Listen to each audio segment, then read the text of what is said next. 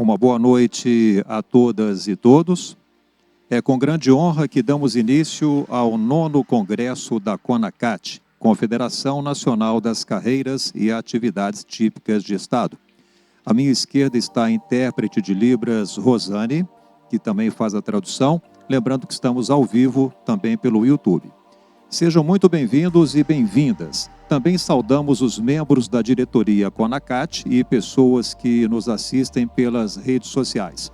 O 9º Congresso da CONACAT tem como propósito central proporcionar um espaço de diálogo e fortalecimento das carreiras e dos serviços públicos, abordando os desafios da terceirização e também da precarização. Amanhã e depois teremos debates reforçando a relevância das carreiras de Estado para o fortalecimento de uma administração pública justa e eficiente. Para abrir oficialmente este congresso, convido o presidente da CONACAT, senhor Antônio Carlos Fernandes Júnior, para as suas palavras de boas-vindas. Uma salva de palmas para Antônio Carlos. Muito obrigado a todos e a todas. Pensem numa enorme honra e que nos enche ainda mais de responsabilidade. É um congresso com essa presença, com essa qualidade de parceiros presentes aqui hoje. Tá? São tantos que não dá nem para nominar a todos, mas eu tenho que registrar a presença do deputado Rogério Correia, que coisa boa, do deputado professor Cleiton, me perdoe, professor, e não tenho como não registrar uma pessoa que veio especialmente de longe e com algum sacrifício, que é o nosso querido Edson, presidente do MOSAP. Muito obrigado também por sua presença, meu amigo. E tantos presidentes de federações aqui, presidentes de diversos sindicatos, de diversos estados. Nós temos aqui cerca de 90 inscritos. Só os que já temos 90 inscritos. Que coisa fantástica. E que coisa também interessante, que de vez em quando eu participo de um programa ao vivo de jornalismo, né? Um programa de 1 hora de duração, que é o Gente que Fala, que passa pela OTV e por vários outros canais. E, com a minha surpresa, quando eles me chamaram a participar na quinta-feira, na terça-feira, minto, e um dos temas era exatamente o nosso congresso. Tá? Para minha surpresa, foi um dos temas abordados. Então, o que nós temos pela frente são temas da maior importância, que exigem muita dedicação, que exigem muito foco e responsabilidade, dentre tantos outros casos que todos nós sabemos que temos. Mas eu quero só deixar registrado aqui o meu agradecimento a cada um dos parceiros presentes e a cada um dos que nos assistem. Tenhamos um excelente congresso. Muito obrigado, Antônio Carlos, presidente, pela sua saudação. Quero convidar neste momento também para a sua saudação a presidente da AFENG, a Associação dos Funcionários Fiscais do Estado de Minas Gerais, senhora Sara Costa Félix Teixeira. Por gentileza.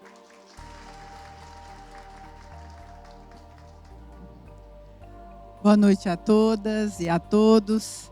É com enorme satisfação que vocês são recebidos aqui na Casa dos Auditores Fiscais, na AFENG, na Casa dos Auditores Fiscais. Sintam-se em casa, estejam em casa, a casa realmente é de vocês.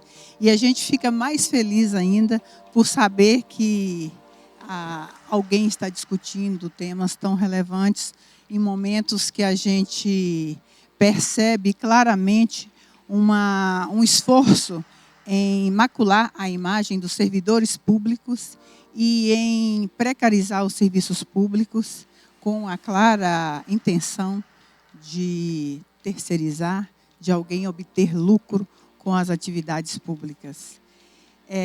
A gente espera que o produto das discussões, as reflexões aqui trazidas sejam muito importantes para a condução dos nossos passos do futuro, né? E a gente até, estando os deputados aqui e conhecendo o esforço que é feito por esses deputados que aqui estão e também pelas entidades que aqui estão, né, acompanhando e participando desse evento. Isso nos dá uma confiança, uma fé de que a gente consegue reverter esse quadro. Portanto, sejam muito bem-vindos à casa de todos vocês. O nosso muito obrigado a Sara Costa também pela sua saudação pessoal, que recebe uma homenagem do presidente Antônio Carlos. Dando prosseguimento, convidamos agora o deputado Rogério Correia para a sua saudação e também o seu apoio ao 9º Congresso da CONACAT.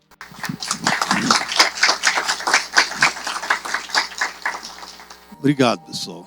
Primeiro, me permito, então, cumprimentar. Eu vou chamar de companheiros, porque estamos aqui na CONACAT, na FENG. Eu, como fui fundador também da Central Única dos Trabalhadores, então me sinto em casa junto com vocês aqui na Confederação Nacional das Carreiras, Atividade Típica do Estado, na CONACAT, aqui no 9º Congresso. Então eu quero cumprimentar, em primeiro lugar, o Antônio Carlos Fernandes Júnior, agradecer pelo convite, cumprimentar a Sara, agradecer também, né, pela hospitalidade, e em nome dela também, todos da FENG, cumprimentar o Hugo, que me fez também o convite, o Hugo do Sinfaz, grande companheiro nosso. Cumprimentar também o professor Cleito, nosso deputado estadual, em nome deles, cumprimentar todos os companheiros e companheiras. Minhas palavras são rápidas, eu tenho um compromisso posterior, não é o mesmo compromisso do professor Cleito, não, que vai sofrer lá no Independência daqui a pouco. Eu falei para ele, pelo menos, machucar uns reservas do Flamengo para poder ajudar o Galo no fim de semana que vem. Ué. Precisamos do apoio também dos nossos co-irmãos do Cruzeiro Esporte Clube. Mas é um prazer, então, estar aqui com vocês. Eu queria apenas fazer pontuar algumas questões importantes. Nós vivemos um momento, não apenas no Brasil, mas no mundo, em que há uma ascensão ainda de teses conservadoras e, do ponto de vista da economia, teses ainda neoliberais e que tem o conceito do Estado enquanto algo que tem que ser abandonado. Alguns de Estado mínimo, outros até do não Estado. É o caso do governador de Minas Gerais, que eu diria que nem é o Estado mínimo que ele propõe. É o não Estado. Ao mercado tudo, aos servidores nada, ao serviço público nada e ao povo nada, a não ser a própria lei do mercado, como se o mercado fosse capaz de reger justiça social e organizar a sociedade. E não é. A cada vez que a gente perde o poder de intervenção do Estado nas questões públicas, as coisas só pioram, notadamente para os trabalhadores de maneira geral e para os mais pobres ainda mais. Ou seja, a presença do Estado ela é fundamental. E isso no Brasil ficou muito claro, especialmente a partir da Constituição de 88, onde foi determinado que o Estado teria o papel fundamental de dar acesso às pessoas à moradia, à educação, à saúde pública e assim por diante. Portanto, quando você retira o Estado dessas funções, a substituição do mercado só se dará para alguns, e cada vez mais a enorme parcela do povo fica sem ter acesso a esse serviço público.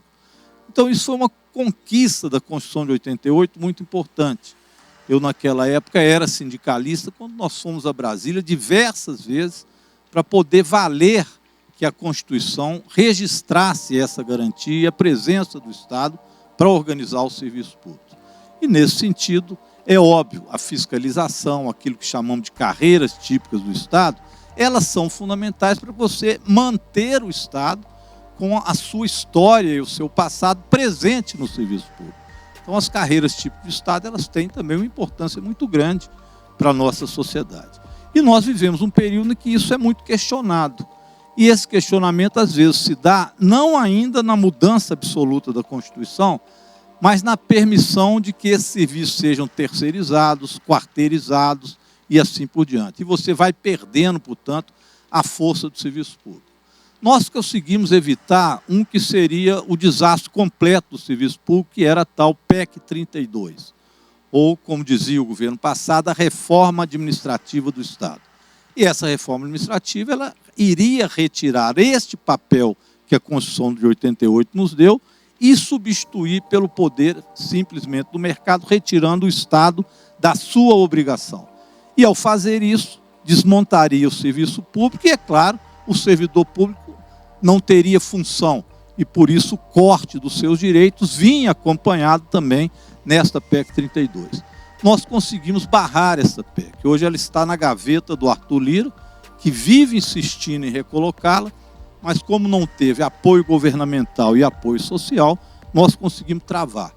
Eu diria que fui, como deputado federal, muito importante nesse processo, com vários outros, e com a luta do sindicalismo para barrar essa PEC 32, e eu espero que ela não volte. Mas é preciso estar atento.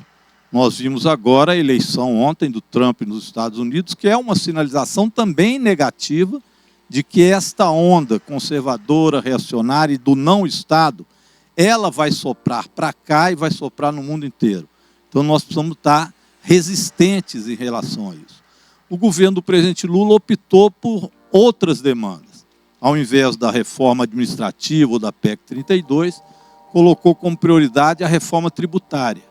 É claro que é uma reforma difícil, mas é uma reforma que foi feita, e ela coloca a opção de você, primeiro, organizar as finanças do Estado, e a partir daí, você então discute como que essas finanças serão colocadas a serviço daquilo que a Constituição coloca, e não no desmonte e no desmanche do serviço público. Então a reforma tributária veio com uma opção para que você não fizesse a reforma administrativa como corte de direitos, mas a reorganização para que o Estado continue tendo recursos que possam ser utilizados no serviço público. Foi, portanto, uma reforma importante, ela ainda não terminou, mas que nos dará no futuro ganhos importantes, tanto do ponto de vista de arrecadação, sem aumento da carga tributária, mas aumentando a arrecadação, impedindo, por exemplo, sonegações maiores de impostos, que muitos são das tarefas das próprias carreiras típicas do Estado, fazer o controle dessa legislação. Então, acho que foi uma vitória importante. Mas é preciso estar atento a isso, porque não tenham dúvida que as pressões para que se volte a discutir reforma administrativa, PEC 32, retirar os recursos desvinculados da Constituição, de educação, de saúde, de moradia, eles retomam com força e eles vão se retomar agora. Hoje o Banco Central já fez um aumento de juros maior, que no meu entendimento joga contra o crescimento do próprio país. Nós estamos tentando ir no sentido oposto a isso. Quando o presidente Lula recriou o Ministério da Gestão e Integração, com a ministra Esther Dweck, foi exatamente para valorizar o serviço público. E, de fato, várias carreiras foram reorganizadas no governo federal e também concursos públicos que há muito não se tinha feito. Então, ao invés de esvaziar a carreira, esvaziar o concurso, é uma retomada ainda que modesta, mas da participação do serviço público, que é essencial. Eu coloco isso porque é importante a gente ver as diferenças de modelo. As pessoas costumam dizer, é tudo igual. Não é verdade, são concepções distintas de sociedade. E a gente tem que fazer a escolha delas. E nós vamos passar a ter que fazer novamente este debate. Por isso, sindicato, confederação, é claro, ela é fundamental para organizar, e isso a gente não abre mão, as nossas corporações, as nossas reivindicações. Eu, como professor, atuei sempre muito nisso, mas o sindicato é também para ter uma visão de por onde caminha a sociedade e que opção a gente faz para organizar as classes trabalhadoras no Brasil. Então eu quero cumprimentá-los, dizer que essa luta contra a terceirização, contra as privatizações, que aqui em Minas Gerais, o professor Cleiton pode falar disso ainda com mais evidências, porque está no combate diário na Assembleia Legislativa contra isso, ela é muito feroz. Foi por muito pouco que nós não vimos privatizada a Copasa, a CEMIG, como quer o governador Zema, e quiseram outros privatistas neoliberais do passado. Felizmente, na Constituição do Estado, nós temos uma cláusula que foi incluída no governo Itamar Franco, remetida pelo governador, que impede a privatização, a não ser que haja um referendo popular que permita a privatização. Eu tive a honra de ter sido relator escolhido na época pelo governador Itamar Franco para relatar esta emenda que ele remeteu lá. Eu acho que isso é uma salvaguarda importante, porque aquilo que é público. Aquilo não é de um governador, aquilo não é de um governo, aquilo é do Estado. Eu acho que essa conquista, a gente precisa que ela permaneça. Muito obrigado e parabéns ao CONACAT pelo seu 9º congresso. Um abraço.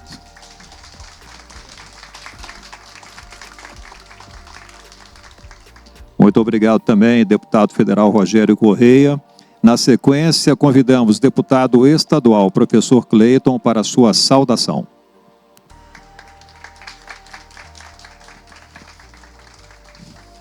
Boa noite. Boa noite, pessoal.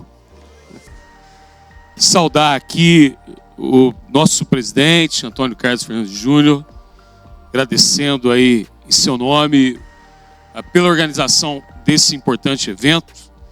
Saudar também aqui Sara, querida, nossa anfitriã, presidente dessa importante instituição de classe aqui do nosso estado. Em nome de todas as entidades sindicais, associações, confederações, quero cumprimentar quem me convidou aqui, nosso Hugo Renê, quem eu agradeço a honra de estar nesse espaço, também exaltando o papel que o Sinfascisco tem tido na liderança sindical, sobretudo na organização da frente, que é uma frente de sindicatos, inclusive o governador Zema, ele conseguiu algo inédito. O Rogério, na sua vida de professor, de sindicalista, jamais imaginou que um dia as associações militares estariam na mesma mesa que os professores, porque geralmente polícia militar é paulada na cabeça de professor, mas até isso o Zema conseguiu unir todas as categorias do serviço público, seja civil, militar, e o Sinfascisco tem tido um papel de liderança muito importante, juntamente com a FENG, com o Sindicema, que o pessoal está aqui também, que fazem parte de outras instituições. Cumprimentar esse professor nato, professor em todos os sentidos, mas principalmente uma referência para nós da política mineira, que é o deputado Rogério Correia, e todos aqui que se fazem presentes, como disse o presidente Antônio, um grupo altamente qualificado, aqueles que estão acompanhando pelos canais de comunicação e aqueles que vão assistir depois, porque vai ficar gravado. Como historiador, eu já tenho um tempo, tenho me debruçado para tentar entender essa quadra da história que nós estamos vivendo. Por que nós chegamos nesse momento em que se criminaliza, nem se precariza, na verdade se criminaliza o serviço público, o servidor público, e desde principalmente o governo Bolsonaro, e sobretudo nas falas do ministro Paulo Guedes, nós temos inclusive um sentimento da população de que grande parte da culpa e dos males do país se encontra nas costas da casta privilegiada, como disse o governador Romeu Zema, o servidor público. E aí, nas minhas leituras, eu quero até dar uma dica aqui para quem gosta de ler, de todas as obras que eu levantei para tentar entender, eu exalto uma, que infelizmente não foi traduzida ainda para o português, mas na minha opinião a obra mais completa para a gente entender até o efeito Trump, Rogério, Orbán, Bolsonaro e Alures nesse momento que nós estamos vivendo. A obra se chama Shadows Network. É de uma cientista política de Harvard que se debruçou sobre esse momento, mas enraizado em uma série de reuniões que foram feitas por grandes executivos das petroleiras americanas na década de 80, especificamente no estado do Texas.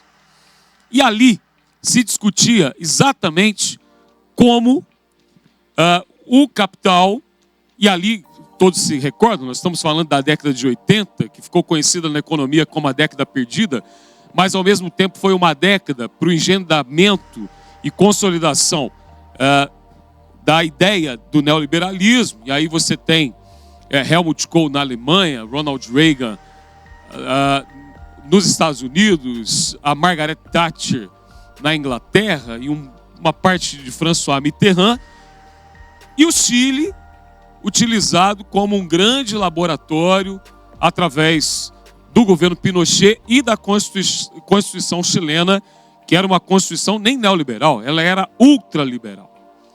Enquanto se fazia esses laboratórios, nos Estados Unidos já se pensava mais na frente. Como é que lá na frente nós vamos desviar o foco e desviar a atenção das pessoas para retirarmos da sociedade todas as conquistas do welfare state, do estado de bem-estar social, e como muito bem lembrou o Rogério, esteve presente na Constituição de 88, está presente nas conquistas da Constituição de 88, conquistas, inclusive, em que boa parte delas não se materializaram, tanto é que está na Constituição de 88 a tributação das grandes fortunas, e é necessário que você crie uma lei para cumprir o que está na Constituição, e mesmo assim fomos derrotados recentemente. E o que dizia essas reuniões dos Estados Unidos? Precisamos desviar o foco. E como que a gente desvia o foco? A gente desvia o foco resgatando ideias que eram consideradas sepultadas, porque são as ideias construídas pelos regimes nazifascistas na década de 30, que são essas ideias que são chamadas de conservadores, mas que, na verdade, não são nem conservadoras, elas são reacionárias. E aí, esse grupo discutia, mas nós precisamos incutir essas ideias na sociedade. E vamos fazer como? Primeiro a gente precisa entrar nas igrejas. Vamos utilizar as igrejas evangélicas, a Igreja Católica, através de movimentos tradicionalistas. E aí alguém levantou o seguinte: mas nós precisamos também que a cultura espalhe isso. E aí você tem um grande movimento dentro da música country americana para espalhar essas ideias reacionárias na cabeça das pessoas. Qualquer semelhança com a nossa realidade não é mera coincidência. As duplas sertanejas que abraçaram esse reacionarismo, é tudo muito bem engendrado. E no meio de tudo isso se dizia, daqui a pouco então a gente começa a interferir diretamente no cenário econômico, potencializando a ideia de que os grandes conglomerados, os grandes trustes e cartéis assumam aquilo que sempre foi do público e do serviço público. E aí, quando nós temos a crise de 2008, um deslocamento, que a gente chama de um deslocamento e uma mudança do sistema capitalista, o que um grande economista, inclusive para mim um dos maiores economistas do país, que é o professor Ladislau Dolbor, que fez parte, inclusive, da primeira equipe do presidente Lula no seu primeiro governo, ele chama de a era do capital improdutivo. Só que o capital improdutivo, ele tem prazo. Não adianta viver de especulação, porque uma hora a cobrança chega. E a cobrança começou a chegar, sobretudo, a partir de 2016 e 2017. E esses construtores dessa lógica do capital da década de 80, aliada a essa onda reacionária, pensaram o seguinte: nós precisamos focar e mirar em duas coisas para a materialização dessas mudanças que nós esperamos que aconteça, para que a gente não quebre, não chegue à falência. E aí que você tem duas coisas que estão muito claras. Uma citada aqui pelo deputado Rogério Correia. A ideia de que precisava se mirar nos chamados países emergentes, onde esses países emergentes possuem, entre outras coisas, riquezas minerais, possuem, entre outras coisas, o ouro negro do capitalismo, como o petróleo continua sendo chamado em determinados núcleos, além, claro, das questões ambientais. Não é à toa que a gente percebe o interesse desses grandes grupos econômicos sobre uma CEMIG, sobre uma riqueza mineral, que a gente não pode esquecer que água é uma riqueza mineral, ou sobre a maior companhia de desenvolvimento de um estado da América Latina que se chama Codemig, que, entre outras coisas, detém o controle sobre uma das grandes riquezas minerais do presente e do futuro, chamado nióbio, cuja mina, que está em Araxá, vai produzir nióbio para os próximos 500 anos ainda. Além das chamadas terras raras, que pertencem também à Companhia de Desenvolvimento de Minas Gerais, que possui, e poucos mineiros sabem disso, um dos grandes núcleos de tecnologia da informação do mundo, inclusive com produção de games.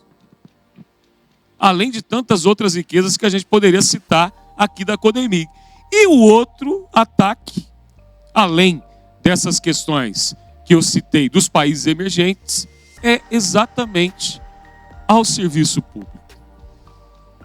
Até para tomarem conta daquilo que é público, como a gente viu essa semana em São Paulo, e chega a ser trágico, deveria ser cômico, mas é trágico, quando uma mesma empresa que administra cemitérios assume o leilão, o controle administrativo de escolas.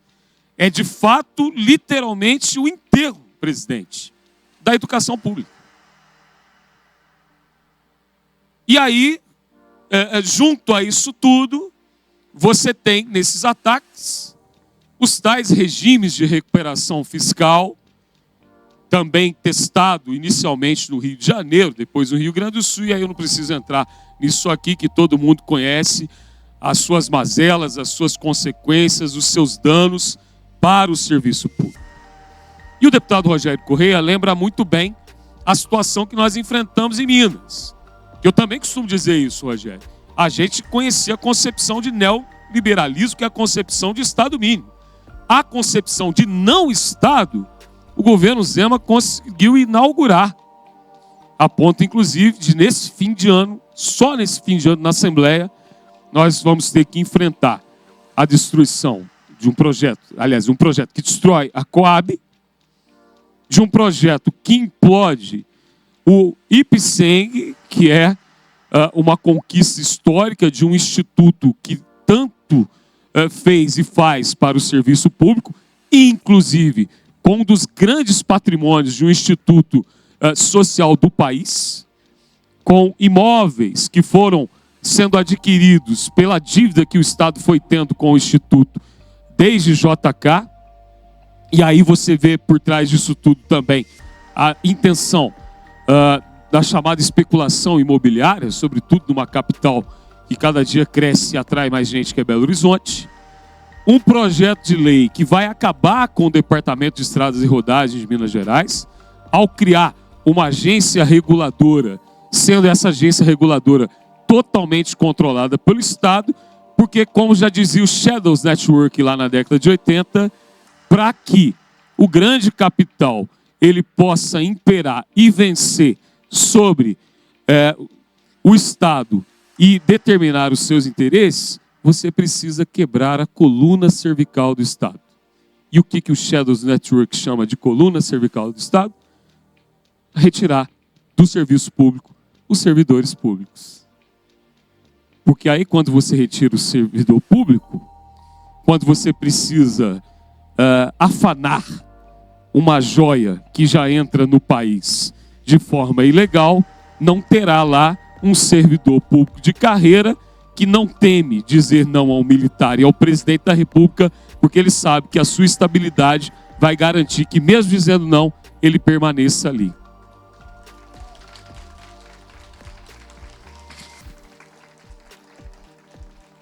E é por isso, e por outras, que eu encerro dizendo do nosso compromisso, e aí eu falo em nome também do nosso bloco na Assembleia, do mandato do deputado Rogério Correia, porque as nossas bandeiras são as mesmas, de continuar defendendo o Estado e a sua coluna cervical, que são vocês.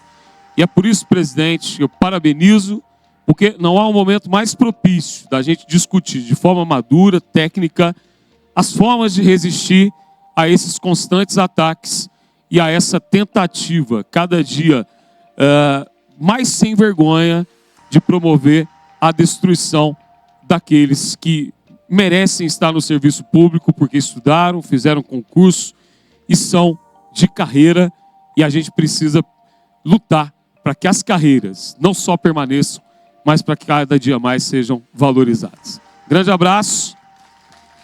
E, como disse o deputado Rogério Correia, daqui a pouco um compromisso para que o Cruzeiro possa vingar o que aconteceu com o Atlético no domingo. Cabuloso, forte e vingador. Muito obrigado, deputado, também pela sua saudação. Dando prosseguimento, convidamos agora o presidente do MOSAP, Edson Halbert, por gentileza, para suas palavras. Boa noite a todos e a todas. Estou surpreso pela deferência em falar aqui para um público tão seleto e qualificado que são todos vocês. Eu não me incluo na excelência, mas me incluo como trabalhador também, colega de vocês. Sou colega lá do Legislativo Federal, Senado Federal. Eu queria apenas dizer que o deputado Rogério tem toda a nossa consideração. Eu aproveito esse momento para agradecer aqui na sua terra o gesto que Vossa Excelência teve com os aposentados e pensionistas do Serviço Público Brasileiro. Em assinar uma PEC, que é a PEC 6, e depois também assinando o requerimento de apensamento dessa mesma PEC, a PEC 555. Então, eu não teria outra oportunidade melhor do que essa para lhe agradecer aqui junto aos seus eleitores.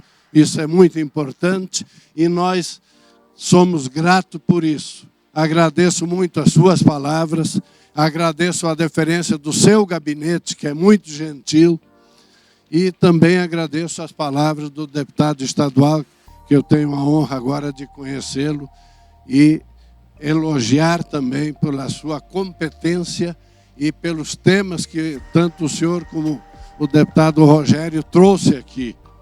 E aproveito para convidar todos os aposentados e pensionistas, mas também os ativos nas suas entidades, para engrossar o nosso movimento, que a gente está tentando no Brasil inteiro, para convencer as excelências lá no Planalto, lá na Câmara, para que façam uma justiça e revoguem, através da emenda constitucional número 6, a famosa contribuição previdenciária, que é a única no mundo que se cobra do aposentado e pensionista, que depois de aposentado precisa continuar pagando, e não se tem notícia nem onde é aplicado esse dinheiro, porque para nós não volta mais. E nem poderia voltar, porque a gente já, uma vez aposentado, a gente tem aposentadoria. Mas está dentro da lógica, como tanto o deputado falou, e também Vossa Excelência, é para precarizar o serviço público, extinguir, de preferência, não tenhamos mais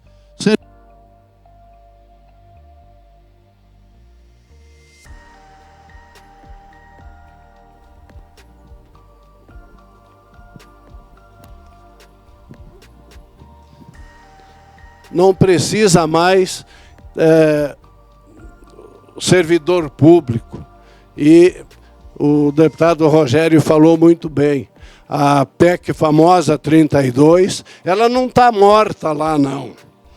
Mas pela luta do deputado Rogério, deputado Reginaldo e tantos outros deputados lá, juntamente com todas as entidades, se conseguiu que o presidente Lira até hoje não conseguisse colocar em pauta.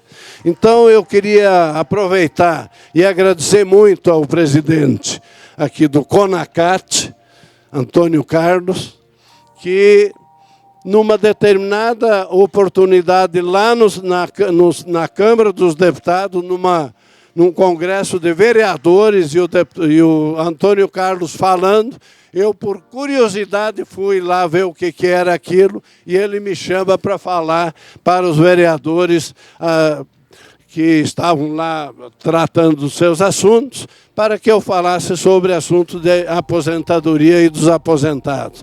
Então eu quero aqui aproveitar essa oportunidade para agradecer a todas as entidades e fazer um convite também para aquelas que ainda não estão integradas na luta, digamos, não é minha luta. O pessoal diz assim, lá vem o Mozap, e aí quando o Edson anda lá pelos corredores, tem gente lá está vindo o Mozap. Eu estou indo lá para trabalhar com todas as entidades. E aqui eu vejo também a Ilva, a doutora Ilva, que é da Anfip, também está aqui, lutadora também pelas causas dos aposentados e pensionistas. Porque nós não estamos fazendo nada mais, nada menos do que resgatar a dignidade de nós, servidores aposentados e pensionistas, e também para não pararmos de contribuir para a construção de um Brasil melhor, mais sadio,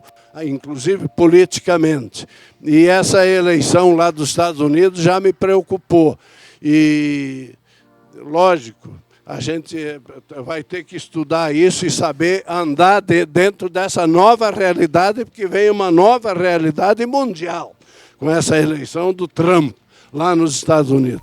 Então, parabéns à CONACAT, parabéns a todos os participantes e, sobretudo, parabéns aos 2 deputados que aqui estão, porque é juntamente com o seu povo que eles constroem a vida política. E é por isso que eu tenho a alegria de cumprimentá-los e de agradecer uma vez mais. E a nós todos outros, não esqueçamos e nunca deixemos de lutar por nossas causas, porque só nós é que temos que lutar, porque os outros não vão lutar a nosso favor, como a história está dizendo. Então, um grande abraço a vocês todos, um abraço, muito obrigado e vamos em frente.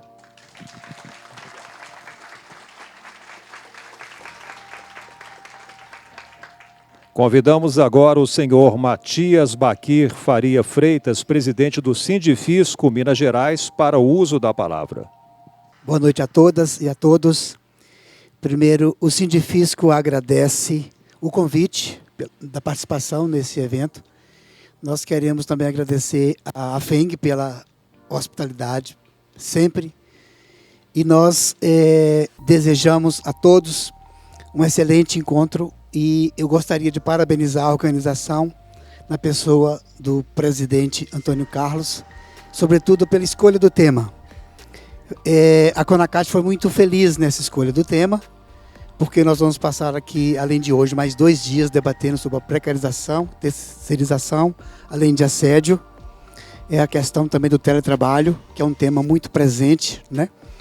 E eu gostaria de, em poucas palavras, dizer o seguinte, que o Sindifisco, evidentemente, além dos trabalhos ordinários que a gente já faz como entidade sindical, nós estamos hoje pautados com um trabalho cuja participação também da Sara. Nós criamos um núcleo de estudo para a auditoria da dívida do Estado.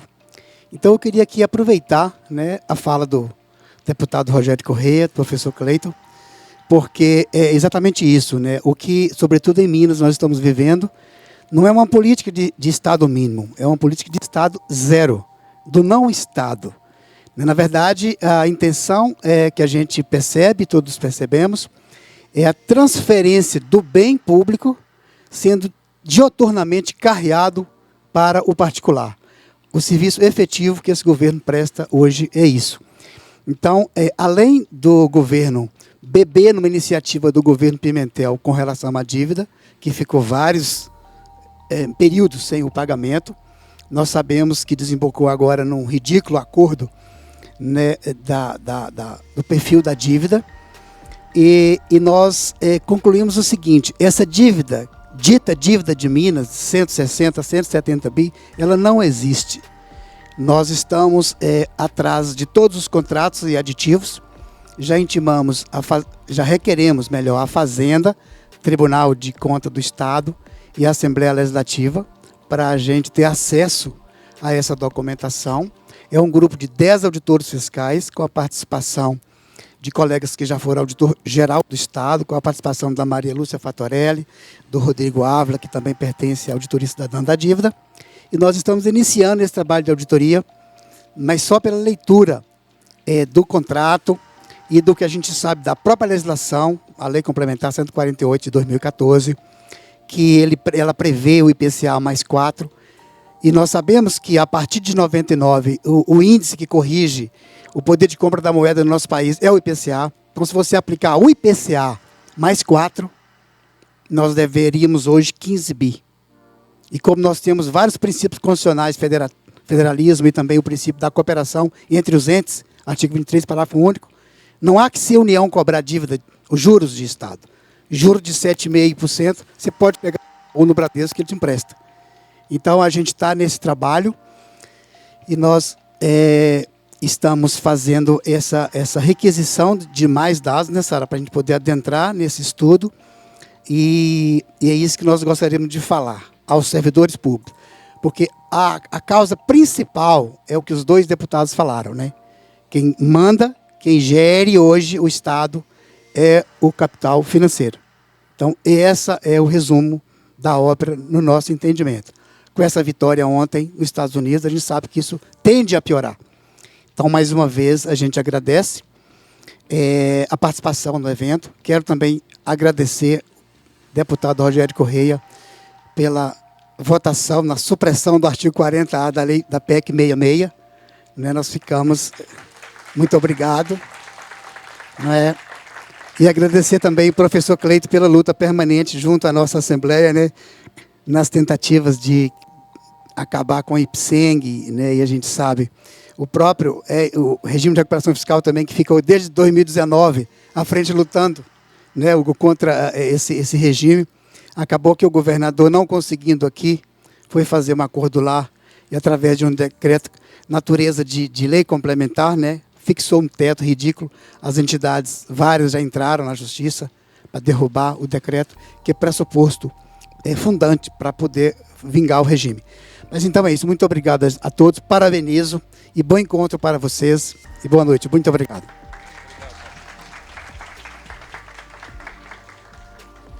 Os deputados pedem licença, têm compromissos já agendados. Boa sorte para o cabuloso.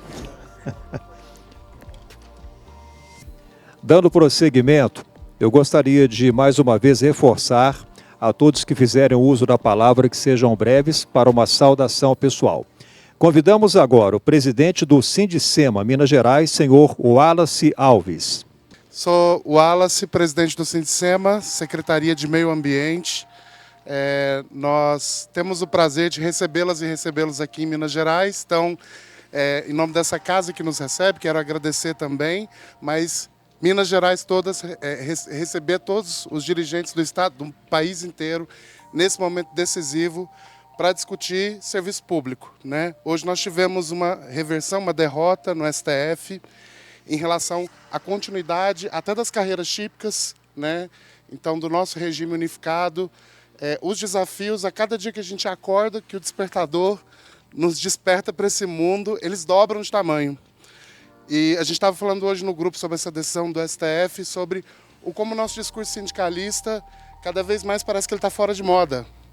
Hoje o chique é falar de empreendedorismo, o moderno é falar de OCIP, de PPP, né, dessa privatização que vem aos poucos, tirando a coisa pública do seu lugar e da sua função. Ter um auditório cheio, 4 dias da semana, para discutir sindicalismo, para resgatar para as próximas gerações essa função da coisa pública é muito valioso. Então, parabenizar todas as entidades aqui presentes, dar as boas-vindas mineiras, para quem vem de fora, para quem vem de longe, presidente Antônio, CONACAT, vamos à luta, Sabemos que o desafio é enorme e o que aconteceu nos Estados Unidos é um alerta para 26, mas esse auditório, a gente vê nos rostos e na energia que é depositada nesse tipo de evento, que nós somos capazes de resistir. Então é isso, boa noite, bom congresso, CONACAT. Muito obrigado, Wallace. Eu quero aqui registrar e agradecer a presença da senhora Ilva Maria Franca Láurea, diretora de Assuntos Parlamentares e Relações Intersindicais, representando o Sindifisco Nacional. Convidamos agora para a sua saudação, senhor Marcelo Delão, presidente do Sinfasfisco Minas Gerais. Boa noite, queria agradecer aqui ao Antônio Carlos pela organização, o trabalho da Sônia fantástico de trazer esse evento para cá, a Sara por fornecer esse lugar, fornecer essa recepção bacana e dizer aqui que é muito bom estar aqui entre amigos, entre colegas. Temos aqui o Matias, que é um colega nosso nas lutas, o Nilton Flávio, que a gente conhece tanto. Estou citando pessoas que são colegas nossos aqui da casa, da fazenda, mas sei que todo mundo é sindicalista ou ligado a isso. Sejam bem-vindos, curtam, aproveitem bastante o evento. Obrigado.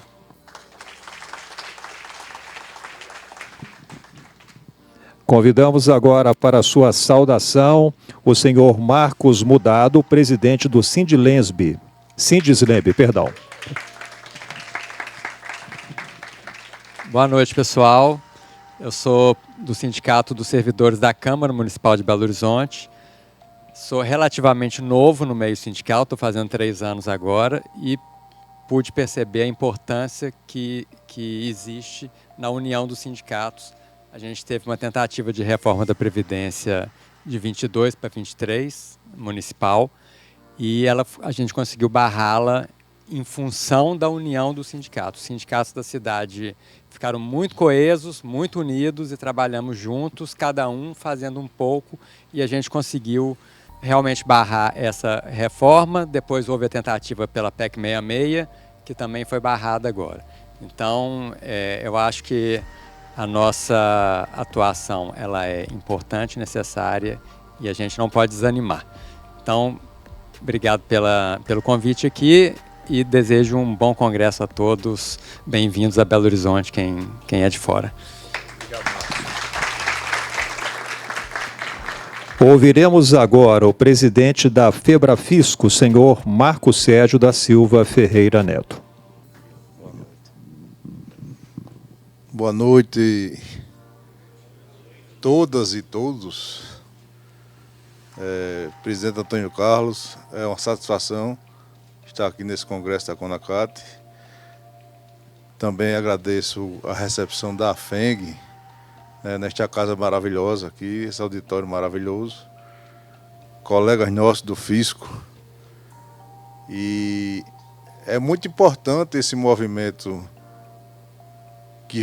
que acontece, coordenado, vamos dizer, pela CONACAT, como diversas outras entidades filiadas, porque a parte da população necessita do nosso trabalho como servidor público das diversas áreas.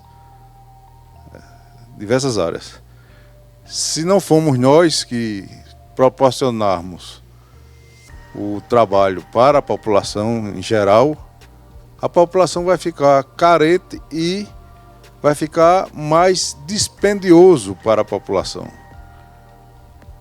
A iniciativa privada toma conta de tudo e o Estado simplesmente não faz nada. Então eu parabenizo aqui o Antônio Carlos e vamos prestigiar aqui esse evento maravilhoso. Muito obrigado a todos.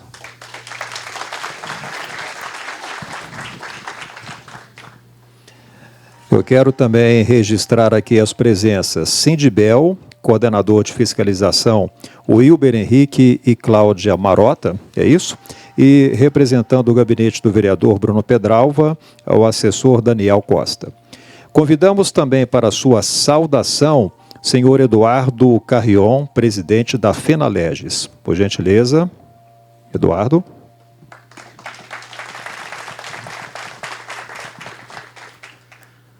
Boa noite a todas, boa noite a todos. Eu Estou muito feliz de estar aqui em Belo Horizonte, a cidade tão agradável, acolhedora. Meu amigo Marcos, muito obrigado por hoje. E dizer que, presidente Antônio Carlos, mais uma vez, impressionante. O Congresso, tenho certeza que vai ser excelente como sempre. E só deixar aqui meu registro de gratidão e de união dos servidores para que a gente possa realmente fazer do serviço público e do Brasil um país cada vez melhor. Muito obrigado. E finalizando este primeiro momento de saudação e acolhimento, convidamos agora o subsecretário da Receita no município de Belo Horizonte, Fernando Uber Picanço de Oliveira, para as suas palavras.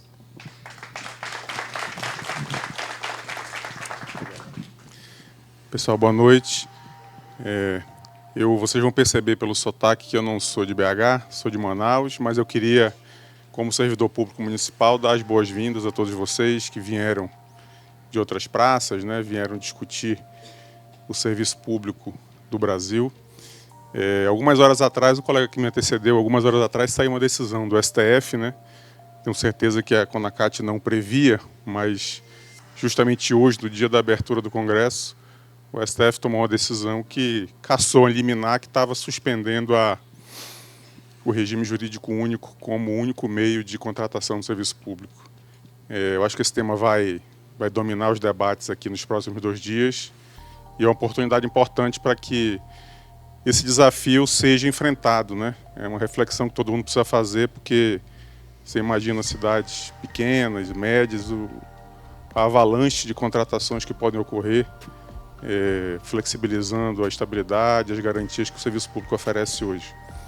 Eu sou servidor da Fazenda do município e a gente tem lá mais de uma dúzia de servidores fazendários com mais de 40 anos de contribuição só para a Prefeitura de Belo Horizonte. Então, são pessoas dedicadas que empenharam a vida para entregar o esforço e a dedicação para que o Estado tivesse condições de garantir os serviços públicos que garantem bem-estar para tantas pessoas. Então, eu queria desejar um bom congresso para todo mundo, boas discussões e, mais uma vez, sejam bem-vindos a Belo Horizonte. Obrigado, boa noite.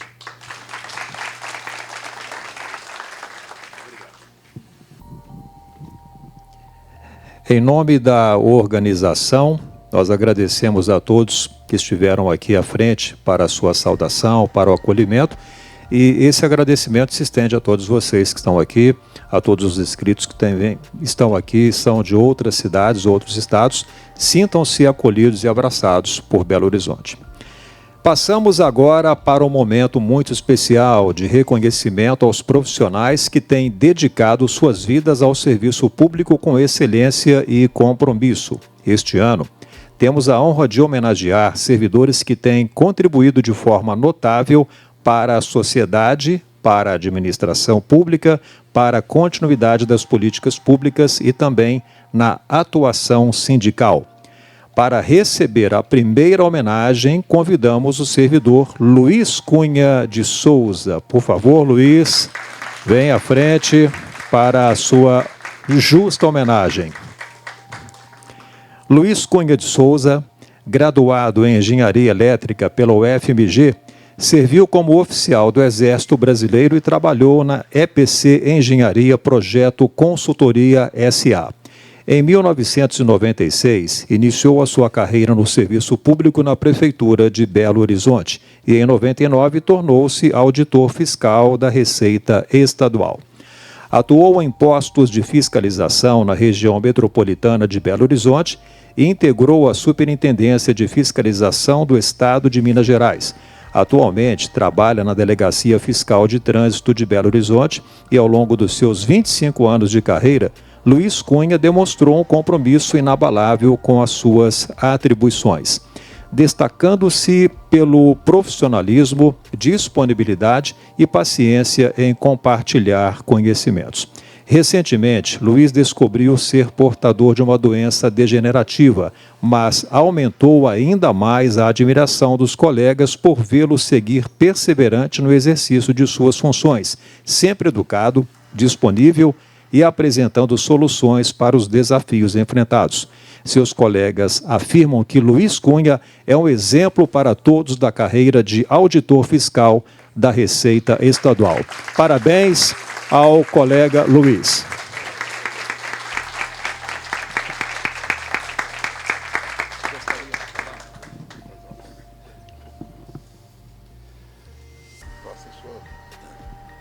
Boa noite a todas e a todos.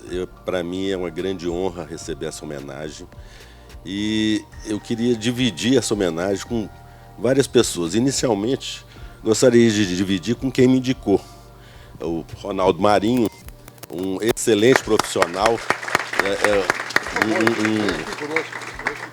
um exemplo de profissional que a gente tem na Secretaria da Fazenda. Eu tive a sorte de ser indicado por ele, porque se não fosse ele que me indicar, ele seria indicado. Então, que é como um grande profissional. Queria também dividir com todos os que estão aqui presentes, porque assim, o fato de vocês estarem aqui presentes, vocês estão lutando para uma carreira melhor, para o nosso futuro. E então vocês merecem essa homenagem. Todos aqui que estão aqui merecem essa homenagem. Os nossos representantes sindicais de associações também, assim, que já receberam homenagem de ser eleito. Porque, assim, a gente, muitas vezes a pessoa foi eleita, mas não imagina que isso é uma homenagem. Isso é o reconhecimento das categorias, das classes, que essas pessoas são as melhores ali para representar nesse momento da vida que estão passando. Então, eu agradeço a todos e a todas e que tenham um excelente congresso e uma ótima noite. Obrigado.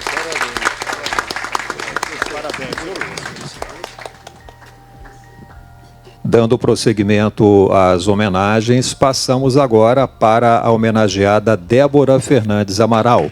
Por gentileza, uma servidora que tem motivado e integrado os colegas servidores para promover impacto social na sociedade. Nós vamos convidar Carlos Mudado e Antônio Carlos para a homenagem. Pode ficar aqui à frente, por gentileza, Débora. Eu vou ler seu currículo ainda, Antônio Carlos também. A servidora Débora é a idealizadora e fundadora da Associação Coletivo Aluguel Solidário, que desde 2021 já retirou mais de 50 pessoas das ruas e atualmente atende mais de 40 pessoas com diferentes necessidades. Para que isso fosse possível, ela mobilizou colegas da Câmara Municipal aqui de Belo Horizonte que aceitaram financiar a sua ideia com doações mensais a partir de R$ 50. Outra importante atuação de Débora foi organizar a mobilização que culminou na criação de cotas raciais dos concursos para provimento de cargos efetivos na Câmara de Belo Horizonte. Em janeiro de 2023, Débora apresentou a demanda ao presidente da Casa, Gabriel Azevedo, que aceitou a demanda então. Ela organizou um grupo de trabalho com diversos colegas e levou a pauta para o sindicato, o Sindislembe. A partir da mobilização, foi aprovada uma resolução determinando a instituição de cotas já para o concurso de 2024. O concurso foi realizado, os servidores já tomaram posse e hoje a Câmara Municipal de BH conta com mais servidores negros em seu quadro efetivo. E não para por aí. A servidora compõe o coletivo Árvore Legal, uma iniciativa do Sindislembe que promove o plantio de árvores. Em 2023, a servidora propôs o plantio de uma mini floresta nas margens do rio Arrudas e, junto com outros colegas, diligenciou junto à Secretaria Municipal de Meio Ambiente, que elaborou o projeto, e a data para o primeiro plantio já está marcada para o dia 7 de dezembro. Então, mais uma salva de palmas para a Débora.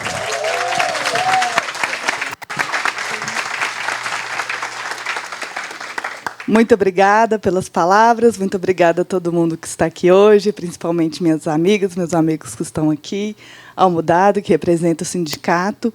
E eu quero aproveitar para falar da importância realmente do sindicato como um fomentador e apoiador das ideias dos servidores, porque todas essas 3 iniciativas, né, elas foram realmente abraçadas pelo sindicato, quem organizou e possibilitou que essas ideias se tornassem realidade a partir da coletivização. Então, a minha homenagem ela não é individual, ela é coletiva, eu sou apenas uma representante, porque essas 3 iniciativas são formadas por vários e várias colegas que acreditam nas minhas ideias e apoiam para que elas se realizem, e especialmente o sindicato, que tem esse papel de nos fazer ir além do trabalho do dia a dia. Né? Nós estamos aqui falando de carreiras típicas do Estado, nossas carreiras, por si só, já têm uma importância fundamental para a sociedade, pelo trabalho que entregamos em cada uma das funções, em seu dia a dia, mas podemos sempre ir um pouco além. Né? Eu acho que a minha atuação ela tem esse diferencial, porque eu sempre procuro ir um pouco além da atribuição dos cargos. E é isso que é a possibilidade que os servidores públicos têm, né, porque, apesar de todas as nossas dificuldades diárias, somos servidores que temos um salário garantido no final do mês, temos uma carga horária determinada, então somos nós que também temos esse dever de chamar para nós a responsabilidade de fazer uma transformação social no país, para além das nossas atribuições típicas.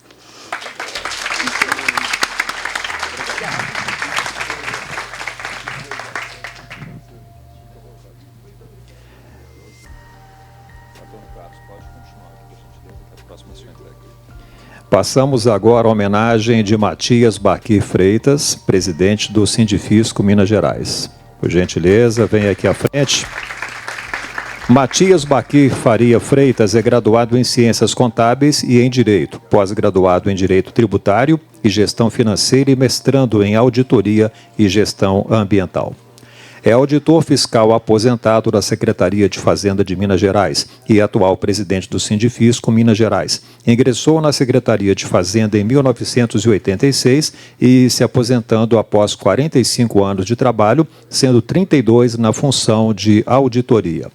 A homenagem a Matias é por seu compromisso inabalável nas lutas pelos direitos dos servidores públicos e por tantos de dedicação na representação sindical.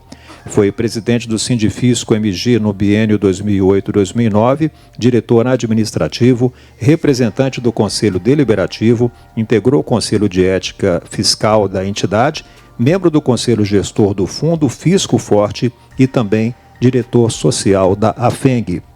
Como presidente do Sindifisco Minas Gerais para a gestão 2024 e 2025, tem trabalhado intensamente pela valorização do auditor fiscal e do serviço público na defesa de pautas de interesse do direito do fisco e mantido o olhar atento para a reforma tributária e a renegociação da dívida dos estados. Uma salva de palmas, então, mais uma vez para Matias. Muito obrigado. A gente fica realmente muito lisonjeado com essa homenagem. Eu quero dividi-la com 3 pessoas.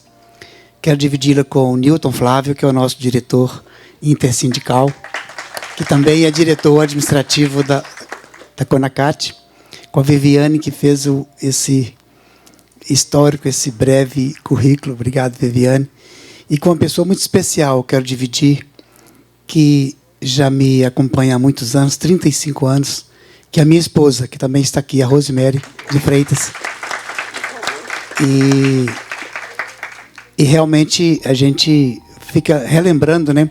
Eu pedi a Viviane, falei assim, não, escreve menos, Viviane, escreve um currículo bem pequenininho, porque assim, eu lembro que o meu primeiro embate, né, que eu era gerente em Paracatu, e entrei no movimento de greve, e eu ganhei de presente um processo administrativo de cara. E Júnior me lembra muito bem o motivo, ele era o chefe da EVE de Buritis, e a gente envolveu lá com a greve de 93, eu acho. E aí eu comecei, mas eu não sabia que chefe não podia entrar na greve, né? Quer dizer, entrei sabendo um pouco, mas correndo risco, e levei um processo. E pronto, e nunca mais saí. Um colega meu fala assim, sindicato você entra uma vez só, e você não sai mais. E hoje eu falo assim, com os meus amigos e amigas da auditoria. O sindicato é um seguro. É um seguro que você faz, porque é ali que está o local de fronte, né? O local de batalha é o sindicato. Sobretudo quando você enfrenta um governo tipo nós aqui em Minas Gerais, você tem a certeza que o sindicato é um seguro que você faz para a sua atividade de carreira típica de Estado, que nós prestamos esse serviço para a sociedade, para mais ninguém. Obrigado a todos, um abraço.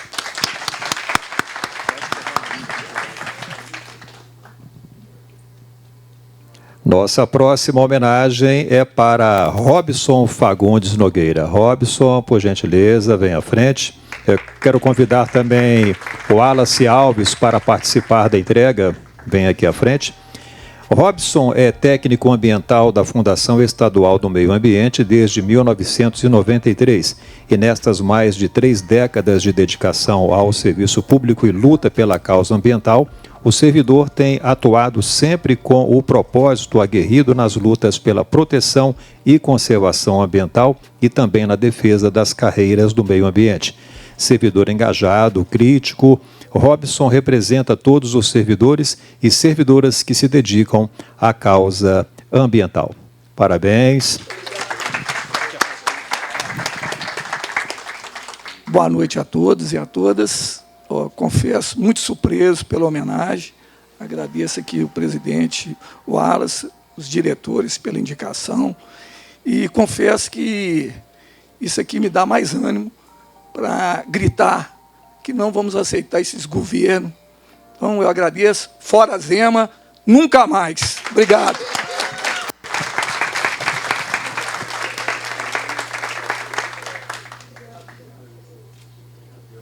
Satisfação, parabéns.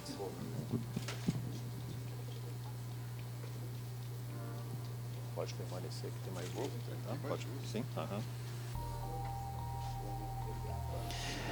Vamos então dando prosseguimento. Vamos homenagear agora o Nadir Gonçalves. Por gentileza, o Nadir vem à frente. Eu convido o Marco Sérgio também para participar da entrega. O Nadir é gestor fazendário, integrante do Grupo de Tributação, Fiscalização e Arrecadação do Estado de Minas Gerais. É o atual secretário-geral da Febrafisco e do Sinfasfisco Minas Gerais, já tendo sido também presidente de ambas as entidades e diretor na CONACAT. O Nadir é um ícone na defesa dos servidores públicos, principalmente os que pertencem às administrações tributárias do país inteiro. Além disso, teve uma grande atuação no Pacto de Brasília na defesa das administrações tributárias. Mais uma salva de palmas para o homenageado. Boa noite a todos e a todas. Boa noite, presidente Antônio Carlos, presidente Marco Sérgio. Eu queria agradecer imensamente a CONACAT, né, por ter me agraciado, a comissão aí que fez a escolha dos nomes, a Febrafisco, que me honrou com a indicação, ao meu sindicato Sinfasfisco, que também nos permitiu fazer esse trabalho com todas as viagens e todas as demandas que a gente tem e que nos exige tanto esforço e dedicação. No momento desse aqui, onde tantos colegas são reconhecidos, principalmente colegas que estão na ativa, a gente que é dirigente sindical, ser reconhecido também para a gente é um motivo de muita alegria, porque a gente sofre muita perseguição, não só da administração, mas às vezes incompreensão até mesmo de colegas, né, que não sabem o tanto que a luta sindical ela é importante para defender os nossos interesses e principalmente, né, para que a gente consiga avançar em algumas coisas, que hoje está cada dia mais difícil. A gente está lutando mais para não perder do que para conseguir avanços.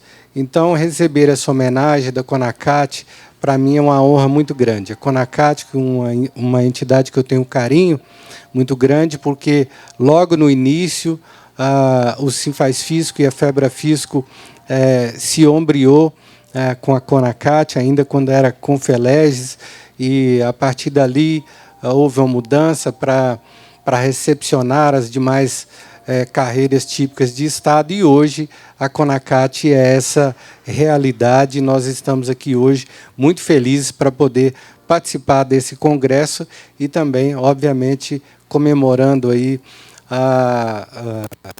14 anos, né, de efetivos trabalhos da CONACAT. Então, muito obrigado a todos por essa deferência e por essa alegria que vocês me proporcionaram. Obrigado.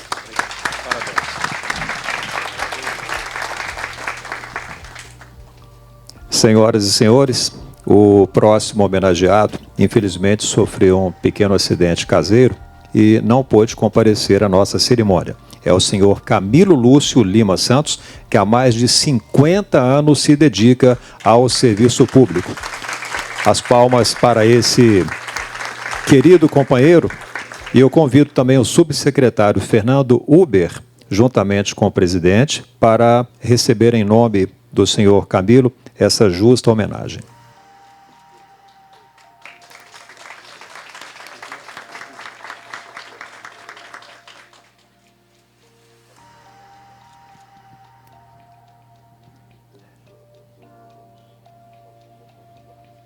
Senhoras e senhores, com estas homenagens, encerramos a cerimônia de abertura do 9º Congresso da CONACAT.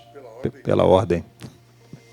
Muito rapidamente, eu não posso deixar de registrar com profunda gratidão o trabalho da comissão que organizou este congresso. Né? E vou cumprimentar a toda essa comissão, que, aliás, fizeram a gentileza e falaram assim: a sua presença é perfeitamente dispensável, tá, Antônio Carlos? Eu fui perfeitamente dispensado. E nas pessoas da Sônia Corcioli e da jornalista Beatriz Yuc, eu quero cumprimentar a toda a comissão. Parabéns. Nós convidamos a todos para um coquetel que acontecerá a partir de agora na antessala aqui do auditório. E lembramos a todos que amanhã os painéis começam a partir de 9 horas. A todos, então, um excelente evento, um evento produtivo, com debates inspiradores e enriquecedores. Uma boa noite, obrigado pela presença e amanhã, então, juntos, a partir de 9 horas da manhã.